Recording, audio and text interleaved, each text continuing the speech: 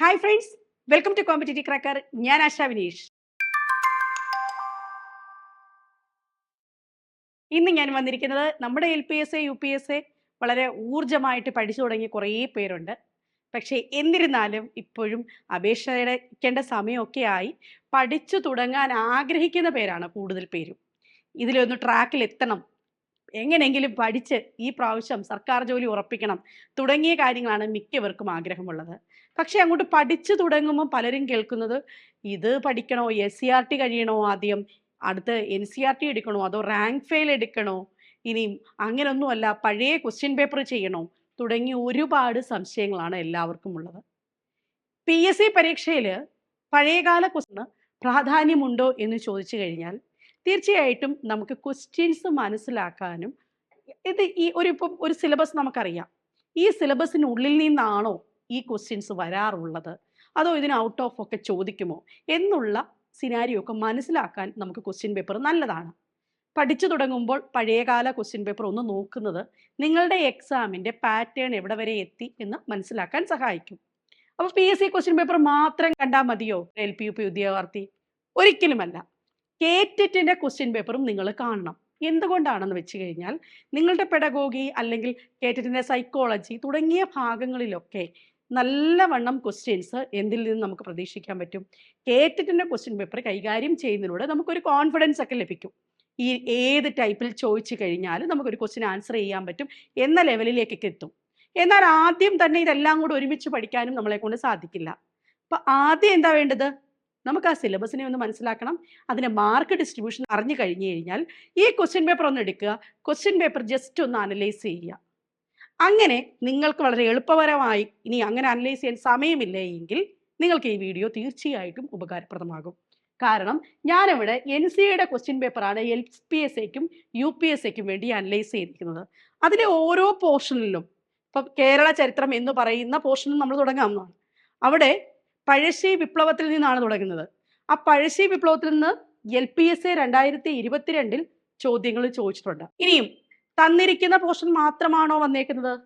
നോക്കൂ, നവോത്ഥാനം, വക്കമുണ്ട്, നാരായണ ഗുരുവുണ്ട്, അയ്യങ്കാളിയുണ്ട്, മന്നമുണ്ട്, സഹോദരൻ അയ്യപ്പനുണ്ട്, VT ഭട്ടതിരിപ്പാടുണ്ട്. ഇവിടെ നിന്നും എല്ലാം കൂടെയാണ് 2 മാർക്കിൻ്റെ ക്വസ്റ്റ്യൻസ് ചോദിച്ചിരിക്കുന്നത്. അപ്പം ഇവിടെ ഒരു പോർഷൻ ഒഴിവാക്കി പഠിക്കാം എന്നുള്ള ധാരണ വേണ്ട. എന്താന്ന് വെച്ച് കഴിഞ്ഞാൽ അവിടെ ഒരു സ്റ്റേറ്റ്മെൻറ്റ് വൈസ് ക്വസ്റ്റ്യനിലേക്ക് ചിലപ്പം കൊടുക്കുന്നത് എന്തായിരിക്കാം? നമുക്ക് എല്ലാ പോർഷനും ഉൾപ്പെട്ടയായിരിക്കാം നവോത്ഥാനം കൊടുക്കുന്നത്. അപ്പം നവോത്ഥാനമൊക്കെ നമുക്ക് എളുപ്പം വായിച്ചു വിടാവുന്നതേ ഉള്ളൂ. പുസ്തകങ്ങൾ, പത്രങ്ങൾ, പ്രസ്ഥാനങ്ങൾ, ഇങ്ങനെ ഓരോന്നും നിങ്ങൾ തന്നെത്താനെ ഒരു ചേരുംപടി ഫോമിൽ എഴുതി നോക്കുക. അപ്പം നിങ്ങൾക്ക് എന്താ, അത് കോളമായിട്ട് മാത്രം ഓരോ നവോത്ഥാന നായകന്മാർ, ആ നവോത്ഥാന നായകരുടെ പ്രസ്ഥാനങ്ങൾ ഒരു കോളമാക്കി എഴുതുക. ഇപ്പം ശ്രീനാരായണ ഗുരു SNDP അല്ലേ? അപ്പം ഇങ്ങനെ ഓരോ സഹോദരൻ അയ്യപ്പൻ, ഇങ്ങനെ ഓരോരുത്തരുടെയും പേരുകൾ, അവരുടെ പ്രസ്ഥാനങ്ങൾ എഴുതുക. അതോടൊപ്പം തന്നെ ഓരോ നവോത്ഥാന നായകന്മാരും അവരുടെ പത്രങ്ങൾ എഴുതുക, ഓരോ നവോത്ഥാന നായകന്മാരും അവരുടെ പുസ്തകങ്ങൾ എഴുതുക. ഇങ്ങനെ കോളമാക്കി കഴിഞ്ഞാൽ ഉള്ള ഗുണം എന്താണെന്ന് വെച്ച് കഴിഞ്ഞാൽ സ്റ്റേറ്റ്മെൻറ്റ് വൈസ് ക്വസ്റ്റ്യനിലേക്ക് എത്തുമ്പം അവിടെ നിങ്ങൾക്ക് എളുപ്പമാകും, മറന്നു പോകത്തില്ല. ഇനി അവിടെ 1 or 2 അറിയത്തില്ല എങ്കിലും ഓപ്ഷനിൽ നിന്ന് ചിലപ്പം എലിമിനേറ്റ് ചെയ്യാൻ സഹായകരമാകും. ഓക്കെ, അപ്പം അതുകൊണ്ടാണ് ഇവിടെ ഇത്രയും ഒരു പോർഷനിൽ നിന്നോടാണ് എന്ത് ചോദിച്ചേക്കുന്നത്, 2 മാർക്ക് ചോദിച്ചേക്കുന്നത്. ദേശീയ പ്രസ്ഥാനങ്ങൾ എന്ന് പറയുന്ന ഭാഗം വളരെ ഇമ്പോർട്ടൻ്റ് ആണ്. കേരള ചരിത്രം പഠിക്കുമ്പം അവിടെ കേരള ചരിത്രവുമായി ബന്ധപ്പെട്ട ദേശീയ പ്രസ്ഥാനങ്ങളുണ്ട്. ആ ദേശീയ പ്രസ്ഥാനങ്ങൾ കറക്റ്റായിട്ട് നോക്കുക. കാരണം LPക്കായാലും UPക്കായാലും ഈ ഭാഗം ഉറപ്പിച്ച് മാർക്ക് ചോദിക്കുന്നതാണ്. ഓക്കെ, ഒരു 3 മാർക്ക് വരെയൊക്കെ വന്ന പോർഷനാണിത്. ഓക്കെ, ഇനി അടുത്ത് നോക്കിക്കേ, ഇന്ത്യൻ സ്വാതന്ത്ര്യ സമരം. കേരള ചരിത്രം കഴിഞ്ഞാൽ ചരിത്രത്തിൽ നിന്ന് ആകെ 3 പോർഷനാണുള്ളത്. എന്തൊക്കെ? ലോകം, കേരളം, ഇനിയും അടുത്ത എന്താ? ഇന്ത്യ. അവിടെ നിന്ന് എവിടെ തുടങ്ങണമെന്ന് ചോദിച്ചു കഴിഞ്ഞാൽ ഞാൻ പറയും, എടോ ലോകം വേഗം പഠിക്കാൻ പറ്റും. ലോകത്തിൽ വളരെ പെട്ടെന്ന് തന്നെ പഠിക്കാൻ പറ്റും. വളരെ കുറച്ച് പോർഷനേ ഉള്ളൂ. അതും കൃത്യമായി SCRT പാഠപുസ്തകത്തിൽ ഉള്ള പോർഷൻസ് തന്നെയാണ് വന്നിരിക്കുന്നത്. അപ്പോൾ നിങ്ങൾ ആദ്യം ചരിത്രമൊക്കെ പഠിച്ചു തുടങ്ങുവാണെങ്കിലും എന്താ, ലോക ചരിത്രം തുടങ്ങുന്നത് നല്ല കാര്യമാണ്. കാരണം ഇതൊന്നും തമ്മിൽ വലിയ കണക്ഷനൊന്നും ഇല്ല. നമുക്കൊരു PSCയുടെ പോയിന്റ് ഓഫ് വ്യൂവിൽ നോക്കിയൊക്കെ പോയാൽ മതി കേട്ടോ. അപ്പം അവിടെ ലോക ചരിത്രം തീർച്ചയായിട്ടും നിങ്ങൾക്ക് ഉപകാരപ്രദമാകും. ഇനി നോക്കിക്കേ, ഈ ലോക ചരിത്രത്തിൽ നല്ല കാര്യമാണ് മെസപ്പൊട്ടോമിയ ഹാരപ്പനും മെസപ്പൊട്ടോമിയനും ചൈനീസും ഒക്കെ തന്നെ ഉള്ളൂ എല്ലാത്തിടത്തും. പക്ഷെ അവിടെ സ്റ്റേറ്റ്മെന്റിലേക്കാണ് മെസപ്പൊട്ടോമിയൻ പോലുള്ള ഭാഗത്ത് ക്വസ്റ്റ്യൻസ് വരുന്നത്. അതുകൊണ്ട് തന്നെ അത് ആ പറയുന്ന പാഠപുസ്തകത്തിലും എക്സ്ട്രാ റീഡും ഒക്കെ ആവശ്യമായിട്ടുള്ള ഭാഗമാണ് ഈ പറയുന്ന ലോകചരിത്രം. നിങ്ങൾക്ക് വെറും ഒരു 2 ദിവസം കൊണ്ട് തന്നെ കംപ്ലീറ്റ് ചെയ്യാൻ പറ്റും. പഠിച്ചു തുടങ്ങിയിട്ടില്ലാത്തവർക്ക് വേണ്ടിയാണ് ഇതൊക്കെ പറയുന്നത് കേട്ടോ. നിങ്ങൾക്ക് വളരെ ചുരുങ്ങിയ സമയം കൊണ്ട് തന്നെ ചരിത്രം കംപ്ലീറ്റ് ചെയ്യാൻ പറ്റും. ലോകചരിത്രം ഒരുപാട് സമയമൊന്നും മെനക്കെടേണ്ട. പിന്നീട് അത് റിവിഷൻ ചെയ്താൽ മാത്രം മതി. ഏറ്റവും ഇമ്പോർട്ടൻറ്റ് റിവിഷൻ ചെയ്യുക എന്നുള്ളതാണ്. ഓക്കെ ആണല്ലോ? അപ്പൊ നോക്കിക്കോളൂ. അപ്പൊ ഞാൻ പറഞ്ഞു തന്നു. ഇനിയും എന്നോട് എപ്പോഴും എല്ലാവരും, ഞാൻ എന്നെ കണ്ട എല്ലാവരും ചോദിക്കുന്ന ഒരു ചോദ്യമുണ്ട്, മിസ് കറണ്ട് അഫയേഴ്സ് എന്ത് പഠിക്കണം? ഏകദേശം 10 മാർക്കിനടുത്തുള്ള ഒരു വലിയ പോർഷനാണ് കറണ്ട് അഫയേഴ്സ്. ഞാൻ പറയും കറണ്ട് അഫയേഴ്സ് ഡെയിലി പത്രം വായിക്കണം, വിദ്യാഭ്യാസവുമായി ബന്ധപ്പെട്ട വാർത്തകൾ പഠിക്കണം. പിന്നെ എപ്പോഴും അതുമായിട്ട് മാത്രം എന്തൊക്കെ കറണ്ട് അഫയേഴ്സ് ചോദിക്കും എന്നുള്ള ഒരു ഭാഗം നമുക്ക് വീണ്ടും ചെയ്യാം. ഇവിടെ നോക്കിക്കേ, നൊബേൽ പ്രൈസ് നിങ്ങൾ നോക്കിക്കോളൂ. എല്ലായിടത്തും ഒരു സയൻസ് ബാക്ക്ഗ്രൗണ്ടിൽ ചോദിക്കുന്ന ക്വസ്റ്റ്യൻ ആണ്. കാരണം അവിടെ ഫിസിക്സിന് നൊബേൽ പ്രൈസ് ആകാം, ജീവശാസ്ത്രത്തിൽ നിന്നുള്ളതാകാം. ഇങ്ങനെയൊക്കെ വരുമ്പം അതിൻ്റെ അച്ചീവ്മെൻറ്റ് എന്തുമായി ബന്ധപ്പെട്ടതാണ്, ആ പരീക്ഷണങ്ങളൊക്കെ ചോദിച്ചു തുടങ്ങിയിട്ടുണ്ട്. അത് എക്കണോമിക്സിലായാലും അങ്ങനെയൊക്കെ ചോദിച്ചു തുടങ്ങും. ആർക്ക് കിട്ടി എന്നുള്ളതിനേക്കാളുപരി ഇപ്പം അവരുടെ ആ വ്യക്തിയുമായി ബന്ധപ്പെട്ട മേഖലയ്ക്കാണ് കൂടുതൽ പ്രാധാന്യം, അവരുടെ കണ്ടുപിടുത്തത്തിനാണ് കൂടുതൽ പ്രാധാന്യം വരുന്നത്. അത് തൊട്ട് പുറകിലുള്ള 2 വർഷങ്ങൾ വരെ ഉള്ളതൊക്കെ നോക്കിയിട്ട് വേണം നിങ്ങൾ കയറിപ്പോകാൻ. പിന്നെ അവാർഡുകൾ, എപ്പോഴും പറയുന്ന പോലെ അവാർഡുകൾ. ഇനിയും ഭൂമിശാസ്ത്രം എന്ന് പറയുന്നത് ഭൂപടങ്ങൾ, ഉത്തരപർവ്വത മേഖല, ഇവിടെ ചോദിച്ചേക്കുന്ന അന്തരീക്ഷം, ദ്വീപുകൾ, ഈ ഭാഗം എന്നൊക്കെ പറയുമ്പോൾ ഈ ഭൂപടങ്ങൾ, അന്തരീക്ഷം, ഉത്തരപർവ്വത മേഖല ഇവയൊക്കെ എന്ന് പറയുമ്പോൾ പാഠപുസ്തകത്തിൽ കൃത്യമായിട്ടുള്ള മേഖലകൾ തന്നെയാണ്. അപ്പോൾ അതുകൊണ്ട് SCERT പഠിക്കുമ്പോൾ ഈ ഭാഗം ഭൂമിശാസ്ത്രം നല്ലവണ്ണം പഠിച്ചു പോകുക. ഓക്കെ, ദെൻ നോക്കിക്കോളൂ. സാമ്പത്തിക ശാസ്ത്രത്തിലേക്ക് എത്തുമ്പോൾ ബാങ്കുകളുമായി ബന്ധപ്പെട്ട ക്വസ്റ്റ്യൻസ് ആയിരുന്നു LPSAക്ക് 2022 ക്വസ്റ്റ്യൻ പേപ്പറിൽ ഉണ്ടായിരുന്നത്. 2023 എത്തുമ്പോൾ എന്താണ്, RBI ആണ് ചോദിച്ചത്. ഇത് 2022, 2023 ഈ ഒരു ക്വസ്റ്റ്യൻ വന്നേക്കുന്നത്. 2022, 2023 NCA ക്വസ്റ്റ്യൻ പേപ്പറിൽ അത് RBI ആയിട്ട് തന്നെ ചോദിച്ചു. ഇനിയും രാഷ്ട്രതന്ത്ര ശാസ്ത്രത്തിൽ എന്താണ് ചോദിച്ചേക്കുന്നത്, രാജ്യസഭ. മനസ്സിലായോ? രാജ്യസഭയിൽ ഒരു ക്വസ്റ്റ്യൻ ആയിരുന്നു ആദ്യത്തെ പ്രാവശ്യം ചോദിച്ചെങ്കിൽ ഇവിടെ വീണ്ടും തെരഞ്ഞെടുപ്പ്, ആർട്ടിക്കിൾസ് വന്നിട്ടുണ്ട്, കോടതികൾ വന്നിട്ടുണ്ട്. ഇതാണ് LPSA ക്വസ്റ്റ്യൻ പേപ്പറിൽ കഴിഞ്ഞ തവണ ആവർത്തിച്ച ക്വസ്റ്റ്യൻസ് എന്ന് പറയുന്നത്. ഇനിയും ആവർത്തിച്ചതെന്നല്ല, കഴിഞ്ഞ തവണ ചോദിച്ച മേഖലകൾ എന്ന് പറയുന്നത്. ഇനിയും സമൂഹശാസ്ത്രത്തിൽ നിന്നും ഒരേ ഒരു ക്വസ്റ്റ്യൻസ് മാത്രമാണ് ചോദിച്ചിരിക്കുന്നത്. മനസ്സിലായോ? ചെറിയൊരു ടോപ്പിക്കാണ്, പക്ഷേ അവിടെ നിന്നും ഒരു ചോദ്യം ചോദിച്ചിട്ടുണ്ട്. ഓക്കെ, ഇനിയും ഭൗതിക ശാസ്ത്രത്തിൽ ദ്രവബലം എന്ന് പറയുന്ന ഒരു പോർഷൻ മിക്കപ്പോഴും നിങ്ങൾ പഠിക്കുമ്പോൾ അത് കറക്റ്റായിട്ട് പഠിച്ചു പോകുമെന്ന് എനിക്കറിയില്ല. പക്ഷേ നിങ്ങൾ നോക്കിക്കോളൂ, 2 പ്രാവശ്യവും ഈ ദ്രവബലം എന്ന് പറയുന്ന പോർഷൻ കൃത്യമായി തന്നെ റിപ്പീറ്റ് ചെയ്തിട്ടുണ്ട്. അപ്പോൾ നിങ്ങൾ കൂടുതലും റാങ്ക് ഫയലുകളിലൊക്കെ നോക്കുമ്പോൾ ഈ പോർഷൻസ് കാണാൻ പറ്റുന്നുണ്ടോ എന്ന് നിങ്ങൾ ചെക്ക് ചെയ്യുക. ഇവിടെ 2 ഇടത്തും ഈ പ്രാവശ്യവും ദ്രവബലം ചോദിച്ചിട്ടുണ്ട്. ഗുരുത്വാകർഷണം, ചലന നിയമങ്ങൾ ഇവിടെയൊക്കെ വന്നിട്ടുണ്ട്. പ്രകാശം, പിന്നെ സൗരയൂഥം, കാന്തിക മണ്ഡലം തന്നെ എടുത്തു വെച്ച് ചോദിച്ചു 2022 ക്വസ്റ്റ്യൻ പേപ്പറിൽ. ഓക്കെ, 2022 ക്വസ്റ്റ്യൻ പേപ്പറിൽ കാന്തിക മണ്ഡലം തന്നെ ചോദിച്ചു. എന്നാൽ LPSA 96/2023 ആ ക്വസ്റ്റ്യൻ ചോദിച്ചിട്ടുമില്ല. ഓക്കെ, നോക്കിക്കോളൂ. അപ്പൊ ഇതാണ് യൂണിറ്റ്സ്, ബേസിക് സാധനം യൂണിറ്റ്സിൽ നിന്ന് ചോദിച്ചിട്ടുണ്ട്. ആ ഒരു ക്ലാസ്സിൽ നിന്ന് എന്താ ക്വസ്റ്റ്യൻസ് ചോദിച്ചിട്ടുണ്ട്. അവിടെ ഫണ്ടമെന്റൽ യൂണിറ്റ്, ഡിറൈവ്ഡ് യൂണിറ്റ്, പലപ്പോഴും ഇപ്പം ഫിസിക്സ് അറിയില്ല എന്നൊക്കെ പറയാറുണ്ട്. പക്ഷെ എന്താണ്, ഈ യൂണിറ്റ് ഒക്കെ ആർക്കും പഠിക്കാവുന്നതേ ഉള്ളൂ. അവിടെ ഒരു ഫിസിക്സും അറിയണ്ട, അല്ലേ? ഫണ്ടമെന്റൽ യൂണിറ്റ് എന്താണ്, ഡിറൈവ്ഡ് യൂണിറ്റ് എന്താണ്, ഈ ഫണ്ടമെന്റലിൽ നിന്ന് എങ്ങനെയാണ് ഈ ഡിറൈവ്ഡ് യൂണിറ്റ് ഉണ്ടാക്കുന്നത്, അത് 1 by 1 ആയിട്ട് അങ്ങനെ പഠിച്ചു പോവുകയാണെന്നുണ്ടെങ്കിൽ അതിന് ഏറ്റവും നല്ല ഉദാഹരണം, കഴിഞ്ഞ ആഴ്ച നമ്മൾ 0 to Hero എന്ന് പറയുന്ന ഫിസിക്സിൻ്റെ ഒരു വീഡിയോ ചെയ്തിട്ടുണ്ടായിരുന്നു. ബേസിക് അറിയാത്തവർക്കും സുസ്മിത മിസ് വന്ന് പറഞ്ഞു തന്നൊരു വീഡിയോയാണ്. അങ്ങനെ ഓരോ സബ്ജക്റ്റിനെയും നിങ്ങൾ സമീപിക്കുക. ഓക്കെ, ഇനി നോക്കിക്കേ, LPSA UPSA ക്വസ്റ്റ്യൻ പേപ്പറിൽ രസതന്ത്രം എന്ന് പറയുന്നത് ആറ്റത്തിന്റെ ഘടന കണ്ടോ, 2 ക്വസ്റ്റ്യൻസ് ചോദിച്ചതാണ്. ആറ്റത്തിന്റെ ഘടന, അത് ആറ്റം, സ്ട്രക്ചർ ഓഫ് ആറ്റം എന്ന് പറയുന്ന പോർഷൻ, അത്യാവശ്യം നല്ല രീതിയിൽ തന്നെ പഠിക്കണം. മനസ്സിലായോ? സ്ട്രക്ചർ ഓഫ് ആറ്റത്തിൽ നിന്നും എന്ത് ക്വസ്റ്റ്യനും ചോദിക്കാം. ആറ്റത്തിന്റെ ഘടന എന്ന് പറയുന്ന പോർഷനിൽ എന്തൊക്കെ പഠിക്കും? ആറ്റത്തിന്റെ ഘടന, അറ്റോമിക സിദ്ധാന്തം, പിന്നെ എന്തൊക്കെയാണ് അവിടെ പ്രധാനപ്പെട്ട ഇതുമായിട്ടൊക്കെ ബന്ധപ്പെട്ട സയന്റിസ്റ്റുകൾ പഠിക്കണം അല്ലേ? ആരൊക്കെ പഠിക്കണം? മൈക്കിൾ ഫാരഡേ, ഹംഫ്രി ഡേവി, അതോടൊപ്പം തന്നെ വില്യം റോൺ ജൺസൺ തുടങ്ങിയ ആൾക്കാരെയൊക്കെ നമ്മൾ പഠിക്കണം ആ പോർഷനുമായിട്ട് ബന്ധപ്പെട്ട്. പിന്നെന്താണ്? ജെ തോംസൺ, ഇവർക്കൊക്കെ എന്തൊക്കെയോ അച്ചീവ്മെന്റ് ഈ പറയുന്ന ഭാഗത്തുണ്ട്. ഏണസ്റ്റ് റൂദർഫോർഡ് നമുക്കറിയാം അല്ലേ? പിന്നെ ഇനി എന്താണ്? എക്സ്പെരിമെന്റ്സ് ഉണ്ടെങ്കിൽ അതൊക്കെ, കാരണം സ്കൂൾ പാഠപുസ്തകങ്ങളിൽ ഇതൊക്കെ ഉണ്ട്, അതുകൊണ്ട് എക്സ്പെരിമെന്റ്സ് ഉണ്ടെങ്കിൽ അത് നോക്കണം അവിടെ. ഇനിയും എന്താണ് ഇലക്ട്രോൺ, എന്താണ് പ്രോട്ടോൺ, എന്താണ് ന്യൂട്രോൺ, അത് ചോദിക്കാറുണ്ട്. അതിന്റെ ചാർജുകൾ ചോദിക്കാറുണ്ട്. നെഗറ്റീവ് ചാർജ് ആണോ പോസിറ്റീവ് ചാർജ് ആണോ, ഓർമ്മയില്ലേ? ആ ഒരു ഭാഗം അവിടെ ചോദിക്കാറുണ്ട്. പിന്നെ ചോദിക്കുന്നത് എന്താണ്? ആറ്റം മാതൃകകൾ ചോദിക്കാറുണ്ട്. മനസ്സിലായോ?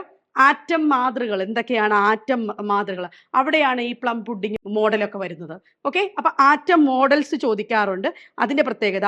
പിന്നെ എപ്പോഴും പരീക്ഷയ്ക്ക് ചോദിച്ചതാണ് റൂദർഫോർഡിന്റെ ആറ്റം മാതൃക, അതിന്റെ പ്രത്യേകതകളൊക്കെ നിങ്ങൾ പഠിക്കണം. ബോർ ആറ്റം മോഡല്, മനസ്സിലായോ? അപ്പൊ ഇതെല്ലാം കൂടി ഉൾപ്പെട്ട ഒരു ഭാഗത്തു നിന്നാണ് നിങ്ങൾക്ക് എന്ത് ചോദിച്ചേക്കുന്നത്? ഈ പറയുന്ന ആറ്റത്തിന്റെ ഘടന എന്ന് പറയുന്ന ഭാഗം ചോദിച്ചേക്കുന്നത്. ഓക്കെ, ഇനി നോക്കിക്കേ, ജീവശാസ്ത്രമാണെങ്കിൽ ഇവിടെ അത്യാവശ്യം നല്ല ഹയർ ലെവലിൽ എൽപിക്ക് പോലും ക്വസ്റ്റ്യൻസ് ചോദിച്ച മേഖലയാണ് ഈ പറയുന്ന എന്തെന്ന് പറയുന്നത് കെമിസ്ട്രി എന്ന് പറയുന്ന ഭാഗം.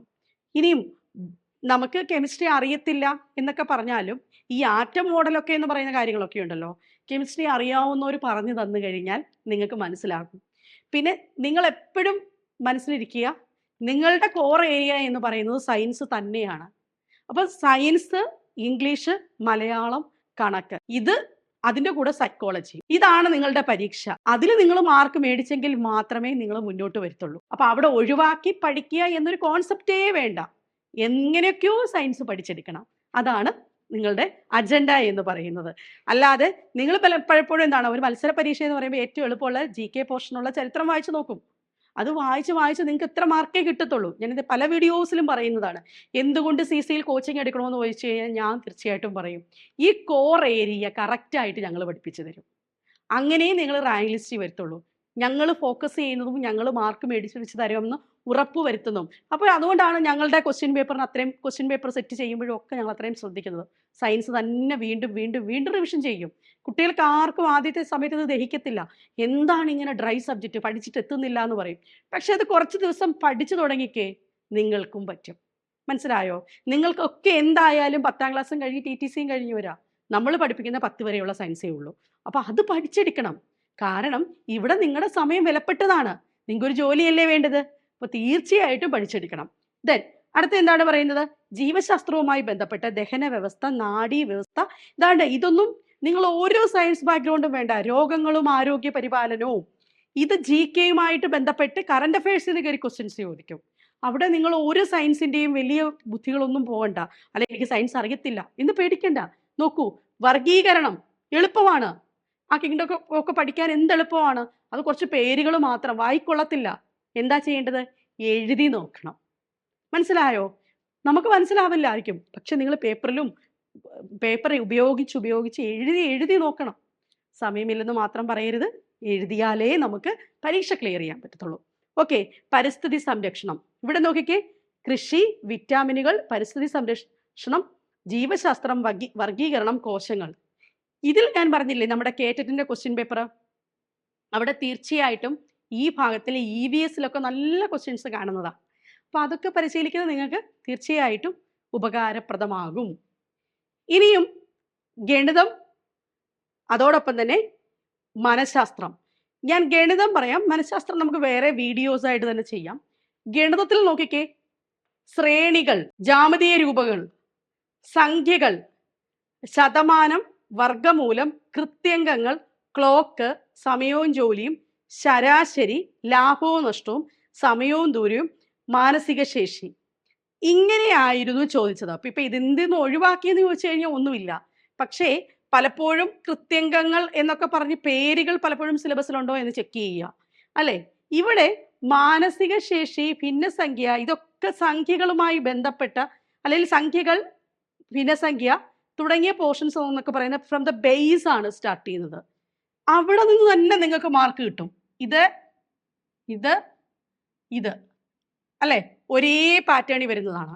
ദെൻ ഇത് പഠിക്കാനും വലിയ കണക്കൊന്നും അറിയണ്ട, കൃത്യങ്ങൾ പഠിക്കാനും കുറച്ച് എന്തുമാത്രം പഠിച്ചാൽ മതി. എ റേസ് ടു 0 അല്ലെങ്കിൽ = 1 അല്ലെങ്കിൽ a raise to m × n, ഇങ്ങനെയുള്ള കുറച്ച് ഇക്വേഷൻ ഉണ്ടല്ലോ, ഇതൊക്കെ മാത്രമേ ഉള്ളൂ. ഈ ഇക്വേഷൻ്റെ ആപ്ലിക്കേഷനാണ് കൃത്യങ്ങൾ എന്ന് പറയുന്ന പോർഷൻ. അത് നിങ്ങൾക്ക് സിംപ്ലിഫൈ ചെയ്ത് എളുപ്പം പഠിക്കാൻ പറ്റുന്നതേ ഉള്ളൂ. നോക്കൂ, ഇപ്പം ബേസ് മാത്രമാണ് കണക്കിൽ കുറച്ച് പ്രോബ്ലംസ് വരുന്നത്. അതല്ലാതെ അഡ്വാൻസ്ഡ് ലെവലിൽ ചോദിക്കും. ഇപ്പം സാധാരണ പലിശ അല്ലെങ്കിൽ സമയവും ജോലിയൊക്കെ ചിലപ്പോൾ അഡ്വാൻസ്ഡ് ലെവൽ ക്വസ്റ്റ്യൻസ് കടന്നു വരാം. അങ്ങനെയാണെങ്കിൽ നമുക്ക് പഠിച്ചെടുക്കാൻ പറ്റണം. കണക്ക് പൂർണ്ണമായും പഠിക്കുക എന്നുള്ളതല്ല, നമുക്ക് ചെയ്യാൻ പറ്റുന്ന കുറച്ച് മാർക്കിലേക്കെങ്കിലും നിങ്ങൾ എത്തപ്പെടണം. അത് മിനിമം സമയം കൊണ്ട്. കണക്കിൻ്റെ പ്രശ്നം എന്താ വരുന്നത്? നിങ്ങൾ ഹോളിൽ കൂടുതൽ സമയം കളയും. അതുണ്ടാവരുത്. മിനിമം സമയം കൊണ്ട് നിങ്ങൾക്ക് ഒരു സെക്യൂർ മാർക്ക് അവിടെ സ്കോർ ചെയ്യണം. അതാകണം ഒരു മത്സര പരീക്ഷയെ സംബന്ധിച്ചോളം നിങ്ങളുടെ ടാർഗറ്റ്. ഞാൻ പൂർണ്ണമായും മാർക്ക് നേടുക എന്നൊന്നും പറയത്തില്ല, കാരണം അങ്ങനെയാണെങ്കിൽ നിങ്ങൾ കൂടുതൽ സമയം എടുക്കും. നിങ്ങൾ മിനിമം സമയം കൊണ്ട്, നിങ്ങളുടെ ഒരു ടാർഗറ്റഡ് ടൈം ഉണ്ടാകും, 20 മിനിറ്റ് അല്ലെങ്കിൽ 18 മിനിറ്റ് എന്ന് പറയുന്ന സമയം കൊണ്ട് നിങ്ങൾ എന്ത് ചെയ്യണം? നിങ്ങൾക്ക് സെക്യൂർ ചെയ്യാൻ പറ്റുന്ന ഒരു മാക്സിമം ടാർഗറ്റ് മാർക്കിൽ എത്തപ്പെടുക. ഇനിയും അതൊന്നും അറിയില്ലയോ, സാധനം സ്കിപ്പ് ചെയ്ത് അടുത്തതിലേക്ക് പോകാനുള്ള കോൺഫിഡൻസ് ഉണ്ടാക്കിയെടുക്കുക. അത് ചെയ്യണമെങ്കിൽ എന്താ വേണ്ടത്? ഡെയിലി കണക്ക് പ്രാക്ടീസ് ചെയ്യണം. ഒരിക്കലും കണക്ക് നോക്കി പഠിക്കരുത്. ഇത് പ്രാക്ടീസ് ചെയ്ത് ചെയ്താലേ ഇവിടെ നിങ്ങൾക്ക് മാർക്ക് നേടാൻ പറ്റത്തുള്ളൂ. ഓക്കെ ആണല്ലോ? അപ്പോൾ അത് മനസ്സിലായി. അടുത്തത് എന്താ കാര്യം എന്ന് പറഞ്ഞാൽ, അടുത്തത് ഇംഗ്ലീഷ് ആണ് പറയുന്നത്. ഇംഗ്ലീഷ് എന്താണ്? കോംപ്രിഹെൻഷൻ ഉണ്ട്, സെൻറ്റൻസ് കറക്ഷൻ ഉണ്ട്, ആർട്ടിക്കിൾ ഉണ്ട്, സിനോണിം ഉണ്ട്, ഫ്രേസൽ വെർബ് ഉണ്ട്, പെഡഗോഗി ഉണ്ട്. 2022 പോർഷനിൽ പെഡഗോഗിയിൽ നിന്ന് 3 ക്വസ്റ്റ്യൻസ് ചോദിച്ചിട്ടുണ്ടായിരുന്നു. UPSCക്ക് LPSCക്ക് വീണ്ടും പെഡഗോഗി പോർഷൻസ് NCA എക്സാംസിൽ വന്നു. NCA എക്സാമാണ് ഞാൻ അനലൈസ് ചെയ്ത് പറയുന്നത്. ഇവിടെയും എന്ത് വരുന്നുണ്ട്? പെഡഗോഗി പോർഷൻ കയറി വരുന്നുണ്ട്. ഓക്കെ, അപ്പം നമ്മുടെ LPSC UPSCയുടെ ക്വസ്റ്റ്യൻ പേപ്പർ എടുക്കുമ്പോൾ അവിടെ പെഡഗോഗി ഉണ്ട് എന്ന കാര്യം മറന്നു പോകരുത്. എന്ത് ചെയ്യണം? ഓർത്ത് തന്നെ വെക്കണം. ഇനിയും മലയാളവും ഇംഗ്ലീഷും കൂടുതൽ ഫോക്കസ് കൊടുക്കുന്നത് എന്തായിരിക്കും? വൊക്കാബുലറി പോലുള്ള കാര്യങ്ങളിലാണ്. അത് ക്വസ്റ്റ്യൻ പേപ്പർ അനാലിസിസ് ചെയ്യുമ്പോൾ നമുക്ക് മനസ്സിലാകും. കഥാപാത്രങ്ങൾ, വ്യാകരണം, എഴുത്തുകാര്, ഘടകപദം, വാക്യശുദ്ധി തുടങ്ങിയ കാര്യങ്ങളിലൊക്കെ എന്തുണ്ട്? ബോധനശാസ്ത്രം, ഇവിടെയും പെഡഗോഗി കടന്നു വന്നിട്ടുണ്ട്. ഇങ്ങനെയുള്ള പോർഷനിലെല്ലാം എന്താണ്? മലയാളവും ഇംഗ്ലീഷും ഫോക്കസ് കൊടുക്കുന്നുണ്ട്. അപ്പം നമ്മൾ വ്യാകരണം മാത്രമല്ല, അതിൻ്റെ കൂടെ വൊക്കാബുലറിയും നോൺ ഗ്രാമർ പോർഷൻസ്, ഈ 2 വിഷയങ്ങളിൽ ഒന്ന് ഫോക്കസ് ചെയ്യുന്നത് നിങ്ങളുടെ പഠനത്തിന് തീർച്ചയായിട്ടും സഹായകരമാകും. ഇനി നോക്കാം, ആവർത്തിച്ചിട്ടുള്ള പോർഷൻസ് ഞാനിവിടെ പറഞ്ഞു ഓൾറെഡി. പീരിയോഡിക് ടേബിള്, ലോഹങ്ങൾ, ദ്രവബലം, വർഗീകരണം, പ്രകാശ സംശ്ലേഷണം, പരിസ്ഥിതി സംരക്ഷണം, കൃഷി തുടങ്ങിയ പോർഷൻസ് ഒക്കെ നന്നായിട്ട് ആവർത്തിച്ചു വന്നിട്ടുണ്ട്. എന്നാൽ രാഷ്ട്രതന്ത്രശാസ്ത്രം തുടങ്ങിയ ഭാഗങ്ങളിൽ നിന്നൊന്നും വലിയ രീതിയിൽ റിപ്പീറ്റഡ് പോർഷൻ വന്നിട്ടില്ല. ഇന്ത്യൻ സ്വാതന്ത്ര്യ സമരം, സ്വാതന്ത്ര്യാനന്തര ഇന്ത്യ എന്ന് പറയുന്നത് വളരെ കോർ രീതിയിൽ തന്നെ ചോദിച്ചിട്ടുള്ള ഒരു പോർഷനാണ്. ഓക്കെ, അപ്പോൾ സ്വാതന്ത്ര്യാനന്തര ഇന്ത്യ എന്ന് പറയുന്നത് വളരെ ഇമ്പോർട്ടൻ്റ് ആയിട്ട് തന്നെ ചോദിച്ചിട്ടുള്ളതാണ്. നോക്കൂ, ഹാരപ്പന്, ഉപദ്വീപീയ നദികൾ, ഇങ്ങനെയുള്ള പോർഷൻസ് ഒക്കെ ഇവിടെ എന്ത് ചെയ്തിട്ടുണ്ട്? റിപ്പീറ്റ് ചെയ്ത് വന്നിട്ടുണ്ട്. ഇനിയും ഇതേപോലെ തന്നെയാണ് നമ്മുടെ ലഘുഗണിതത്തിലേക്ക് കടന്നാൽ ശ്രേണികൾ, ജാമിതീയ രൂപങ്ങൾ, സംഖ്യകൾ, ശതമാനം, കൃത്യംഗങ്ങൾ, ക്ലോക്ക്, പിന്നെന്താ മാനസിക ശേഷിയുമായി ബന്ധപ്പെട്ട പോർഷൻസ്. ഇതൊക്കെ എന്താണ്? ഒരുപാട് ക്വസ്റ്റ്യൻസ് പലപ്പോഴും ഈ അടുത്തിടെ പരീക്ഷകളിലും ഒക്കെ കടന്നു വരുന്ന ഒരു പോർഷനാണ്. അപ്പോൾ തീർച്ചയായിട്ടും ഈ പോർഷൻസ് നിങ്ങൾ നോക്കുക. ഇനിയും ഇതേപോലെ തന്നെ UP എക്സാംസ് ഉണ്ട്. ആ UP എക്സാംസിലും ഇതേപോലെ തന്നെ പോർഷൻസ് റിപ്പീറ്റ് ചെയ്തിട്ടുണ്ട്. നമുക്കതൊരു മറ്റൊരു വീഡിയോ ആയിട്ട് 2 ക്വസ്റ്റ്യൻ പേപ്പർ അനാലിസിസ് ചെയ്തിട്ട് നിങ്ങളിലേക്ക് എത്താം. അപ്പം മറന്നു പോകണ്ട, LPSC UPSCയുടെ CCയുടെ ബാച്ച് സ്റ്റാർട്ട് ചെയ്തു. മറ്റുള്ള ഏത് ഓൺലൈൻ സ്ഥാപനത്തിൽ നിന്നും വ്യത്യസ്തമാണ് CCയുടെ ഓൺലൈൻ ക്ലാസ്സുകൾ എന്ന് പറയുന്നത്. ഞങ്ങൾ ഫോക്കസ് ചെയ്യുന്നത് ഈ കോർ ഏരിയയിൽ തന്നെയാണ്. അതിൻ്റെ ക്ലാസ്സുകൾ, അതിൻ്റെ എക്സസൈസുകൾ, അതുമായി ബന്ധപ്പെട്ട കൂടുതൽ ക്വസ്റ്റ്യൻസ് നിങ്ങളിലേക്ക് എത്തിക്കുന്നത് ഇവിടെ ഏറ്റവും പ്രത്യേകത എന്ന് പറയുന്നത് ഇതിലെ എക്സ്പേർട്ടായിട്ടുള്ള ടീച്ചേഴ്സാണ്. ഇപ്പം ഇംഗ്ലീഷ് ആയാലും മലയാളം ആയാലും കണക്കായാലും ഒക്കെ നിങ്ങളിലേക്ക് എത്തിക്കുന്നത് മികച്ച അധ്യാപകർ തന്നെയാണ്. പിന്നെ CCയുടെ റിസൾട്ട് അറിയാം. LPSA UPSA അല്ലെങ്കിൽ കേറ്ററ്റ് സെറ്റ് തുടങ്ങിയ എക്സാംസ് HSA പോലുള്ള എക്സാംസ് നോക്കുമ്പോൾ CCയോടൊപ്പം റാങ്കുള്ള വേറെ ആരുമില്ല. അതുകൊണ്ട് തന്നെ തീർച്ചയായിട്ടും നിങ്ങൾക്ക് ഓരോരുത്തർക്കും CCയുടെ പുതിയ ബാച്ചിൽ ഞങ്ങളോടൊപ്പം പഠിക്കാം. രാവിലെ 5 മണി തൊട്ട് ഞാൻ ഉൾപ്പെടെയുള്ള എൻ്റെ അധ്യാപകരെല്ലാവരും നിങ്ങളോടൊപ്പമുണ്ട്. തീർച്ചയായിട്ടും ക്ലാസ്സുകളിലേക്ക് എത്തുക. ചെറിയ ഫീസുകളാണ്, നിങ്ങൾക്ക് പഠിക്കാൻ പറ്റും അല്ലേ? നല്ലൊരു അവസരം മുന്നിൽ കണ്ടിട്ട് പഠിക്കണോ വേണോ വേണ്ടായോ എന്നൊക്കെ ആലോചിച്ചിരിക്കുന്നതിന് പകരം ഇപ്പം തന്നെ പഠിച്ചു തുടങ്ങുക. ഫ്രം ദ ബേസ് നമുക്ക് സ്റ്റാർട്ട് ചെയ്യാം, ഒരുമിച്ച് സ്റ്റാർട്ട് ചെയ്യാം. അപ്പോൾ ക്ലാസ്സിൽ കാണാം. Thank you so much.